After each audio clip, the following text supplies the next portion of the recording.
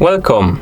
In front of me I have Apple Watch SE 2nd generation, and I'm gonna show you how to enable and how to disable the water lag mode on this device. Let's start by waking up the screen on our watch. To wake up the screen on our watch, simply press any of the buttons. Once you wake up the screen, you can swipe up from the bottom of the screen to open the control panel. Now scroll through this panel and find the water lag icon. It looks like the water droplet, this one basically. And to enable the mode, simply tap on it, like this.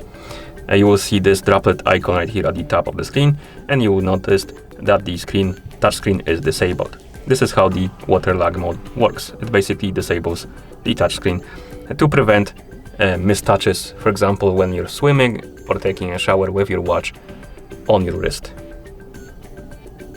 Okay, and to disable the water lag mode, simply press and hold the crown button and keep holding it until you hear this sound. Basically, watch trying to eject the water from the speaker. Okay, and that's how you enable and how you disable the water lag mode on this device.